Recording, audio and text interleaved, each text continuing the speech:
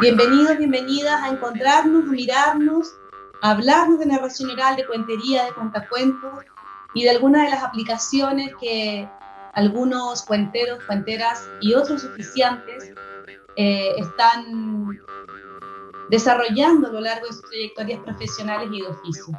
Vamos a dar paso a nuestra segunda exposición. Voy a presentar a Freddy Alexander Ayala Herrera, narrador oral, escritor, profesor, hijo de María Lucrecia Herrera y Felipe Ayala, padre de Ángel Felipe y esposo de Mónica Márquez, hermano de Luis Carlos y Felipe Andrés, nacido en Bogotá, Colombia.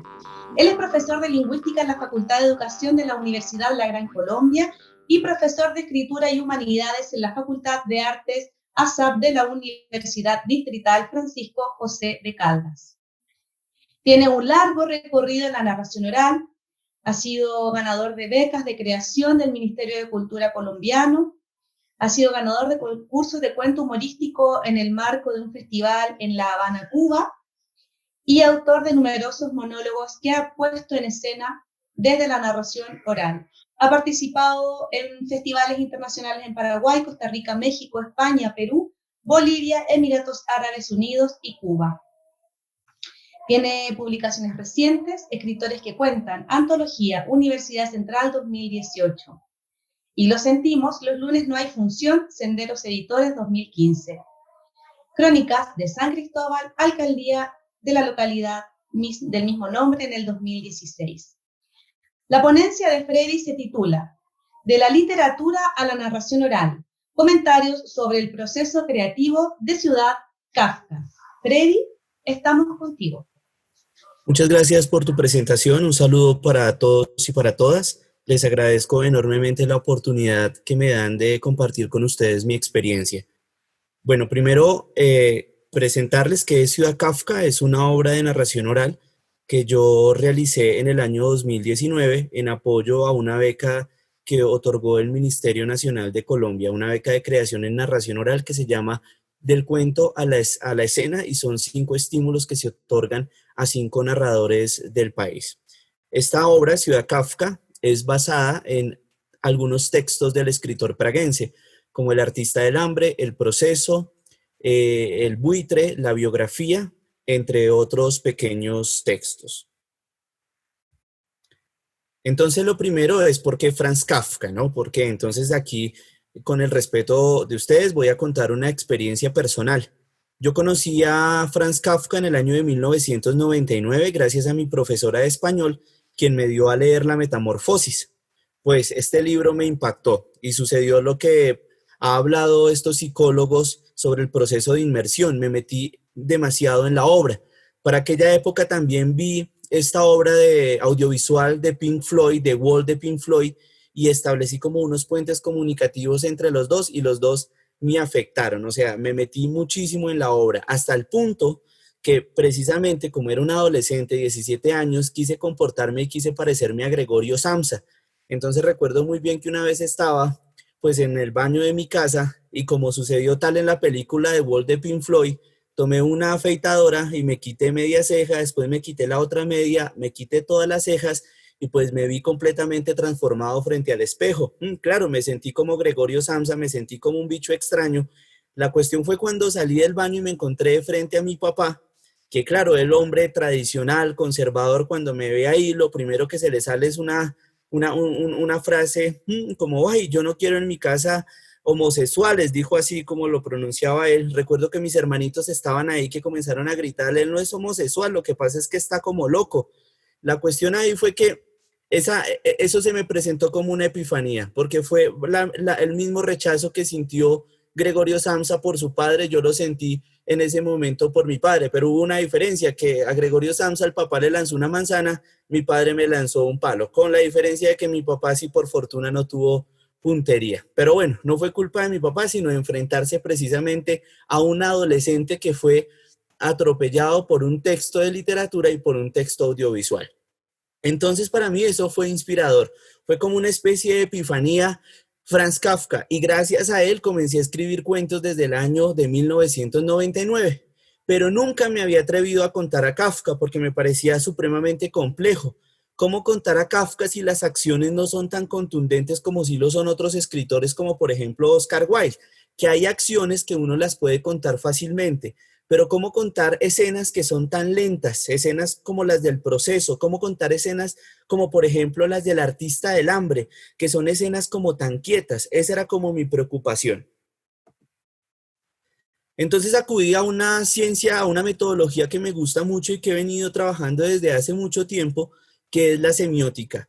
Es decir, trabajar y entender los signos y los símbolos que están en la obra.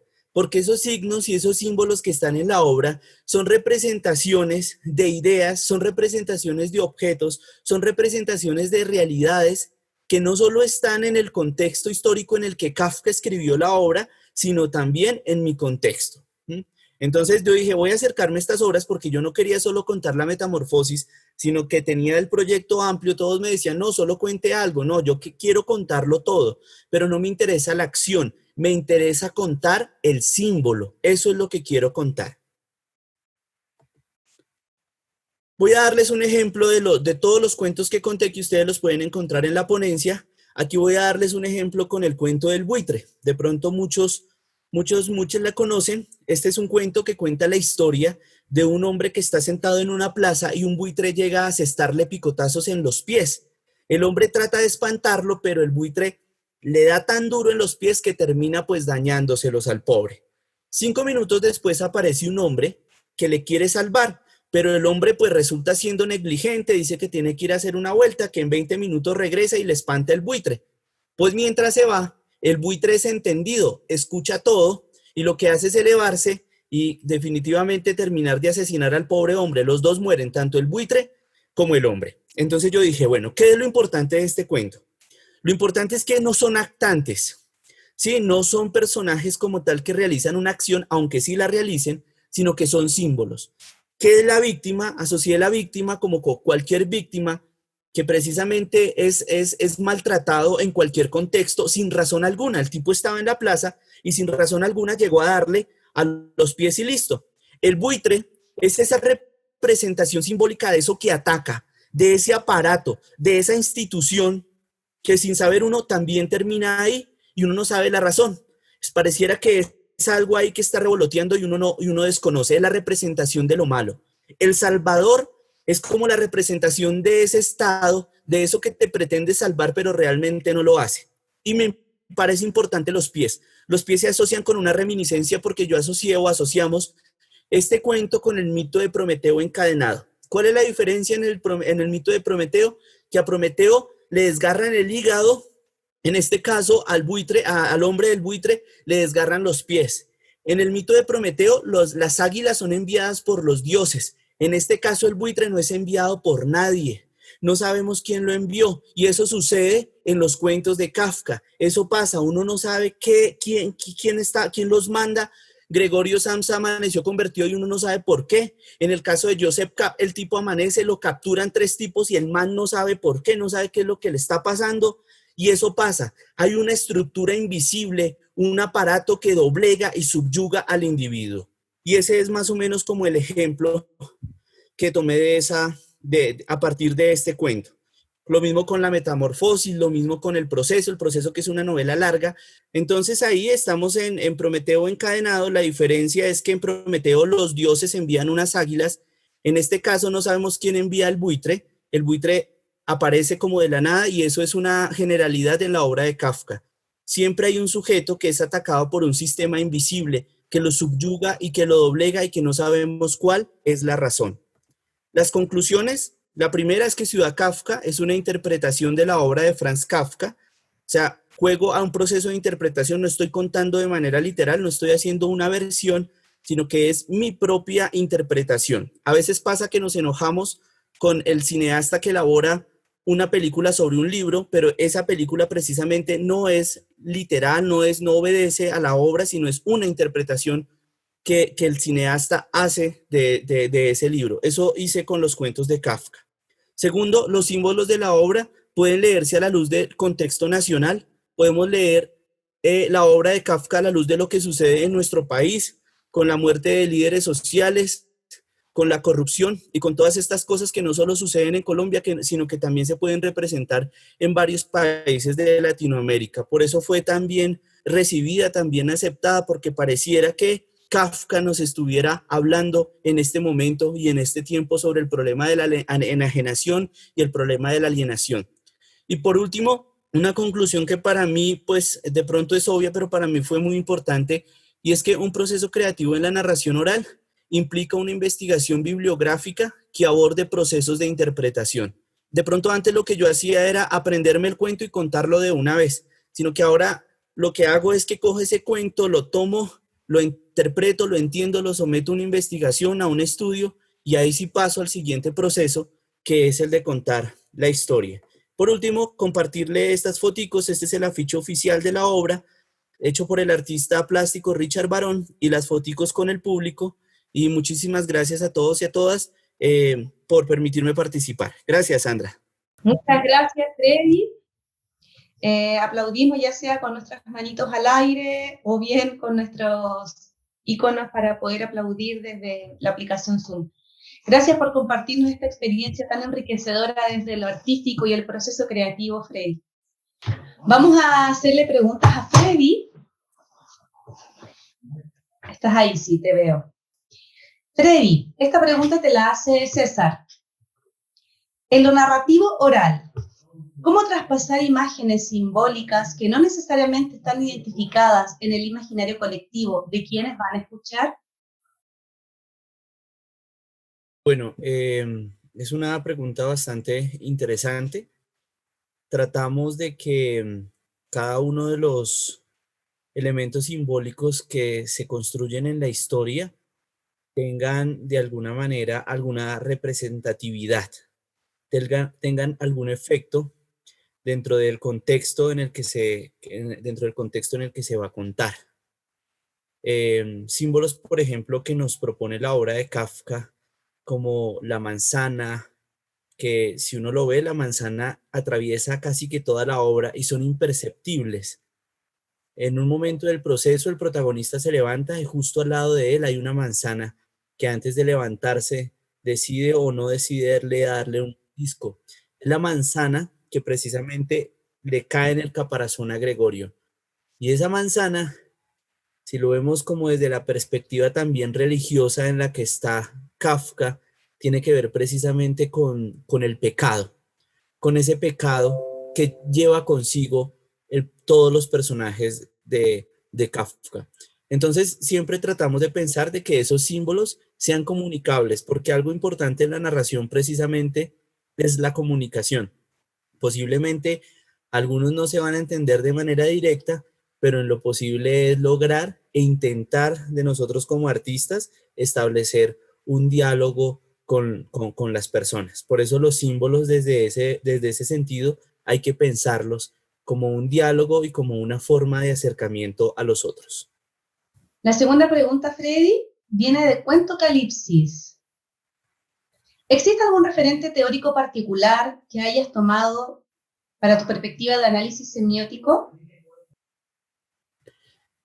Bueno, he utilizado, me gusta mucho Roland Barthes con este texto que se llama Análisis estructural de los relatos, que por ejemplo lo tomé de base para analizar el cuento del buitre de Kafka desde esa perspectiva simbólica, y me he encantado también con lo que ha trabajado Humberto Eco sobre sus tratados de semiótica, semiótica cultural, porque pues ya hemos hecho el recorrido por toda la semiótica desde Saussure y también desde Charles Peirce para comprender lo que tiene que ver el signo, el indicio y los símbolos, y también lo que tiene que ver con lo alegórico, que hace parte también de la obra del escritor. Y hay un texto que actualmente estoy leyendo que es la estructura del texto artístico de Yuri Lotman, la estructura del texto artístico, que también se construye desde una postura semiótica y simbólica.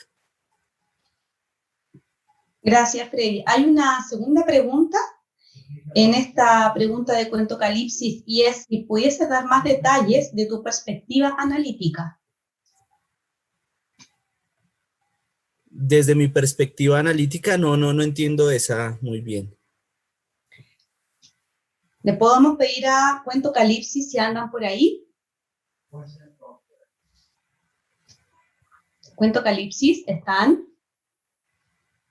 Ya se respondió con lo que ya dijo. Gracias, dice Cuento Calipsos. Perfecto. Cuando Cuentero, ¿cuándo entendiste que tenías que hacer ese proceso investigativo en vez de escuchar y contar? Porque, es que Kafka me parecía como tan terrible de contar, entonces yo lo contaba y sentía que fracasaba, como que la gente no me prestaba atención y como que yo quería ser así como complejo y denso, y a la gente no le interesa que usted sea intelectual ni nada de eso, a la gente lo que le interesa es que usted le comunique algo, que le comunique algo importante. Entonces yo dije, yo necesito adelgazar los textos de Kafka, es decir, necesito contar lo esencial, y en ese proceso me tocó pues comenzar como a escudriñarlos, a interpretarlos para contar lo que es realmente esencial. Yo intenté durante casi 2 años contar El buitre de Kafka, que es un cuento de 5 minutos nada más, pero yo sentía que eso era un fracaso completo. Yo lo contaba y la gente como que, yo sentía como que no me entendían, como que no reaccionaban. Y eso ustedes que saben los que contamos cuentos que uno se siente tan frustrado como con esas ganas, como ahora yo qué hago, yo por qué no me dediqué a otra cosa. Y uno dice, no, pues ni modo, pues me tocó estudiar más, me tocó mirar a ver cómo hago para comunicárselo. Por eso para mí una estrategia para aprender a contar cuentos es primero contárselo a los niños, porque si el niño me presta atención es porque yo lo estoy contando bien, o si no es porque lo estoy contando mal, y eso me funciona. Yo pongo niños de 3 4 años, se los cuento, obviamente le quito las palabras así muy fuertes, pero si yo veo que les estoy incubando la imagen al niño es porque el cuento va por buen camino. Eso es como una de las preparaciones que realizo. Qué interesante, Freddy. Y Víctor Vargas te hace la última pregunta. ¿Cómo es tu representación escénica a grandes rasgos? Sobre todo la representación de la semiótica, ya que mencionabas que te interesa eso más que lo escénico, pero inherentemente siempre habrá escenarios, sea convencional o no. No, yo tenía tanta ambición, sí, yo me imaginaba, yo quería hacer algo así como las grandes obras de Pink Floyd, así con luces y todo, no, eso uno se llena de sueños y utopías, pero pues lo máximo que pude hacer fue contratar a mi hermano para que me hiciera la música y a un artista plástico para que me hiciera un libro objeto gigante, y con esas dos cositas hicimos. Claro, la gente me lo criticó, ay Freddy, pero es que usted es narrador oral, ¿para qué mete cosas, libros y esas cosas y música? Pues yo dije sí, pero de todas maneras era mi sueño de hacer una cosa así espectacular y todo, ¿no? Y eso fue bonito, o sea, lo escénico también no iría pretencioso, es utópico por tratar de arrancar todo el universo kafkiano y comunicárselo y mostrárselo a la gente de la manera más honesta y transparente para hacerle sentir que así como yo me enamoré de un escritor en mi adolescencia, les puedo entregar ese mismo imaginario para que ellos se acerquen al texto y para que miren cómo los escritores, independientemente de sus épocas, nos están hablando siempre y que hay que prestarles atención cuidadosamente porque nos están diciendo que algo no está funcionando bien en nuestro sistema. Gracias, Freddy. Bueno, muchísimas gracias a todos y todas por esta oportunidad, la de compartir. A todos los expositores, fueron muy inspiradoras. Desde el punto de vista pedagógico también soy profesor, entonces me llevo unas buenas lecciones desde el punto de vista antropológico y desde el punto de vista audiovisual. Muy inspirador el trabajo de Cristian para mí, que en este momento también me encuentro haciendo un trabajo audiovisual. Solo me faltan las cámaras y el sonido, pero ya tengo las ideas y todo. Pero ahí vamos. Yo tengo una tesis que ustedes la pueden encontrar virtualmente en internet que se llama Elementos estéticos para una construcción teórica de la narración oral. Si de pronto quieren, ahí la pueden leer. Elementos estéticos para una construcción teórica de la narración oral. Y me pueden seguir también en YouTube como Freddy Ayala Herrera. Ahí tengo algunos videitos o algunos cuenticos cortos, entre otros. Entonces, muchísimas gracias por este espacio.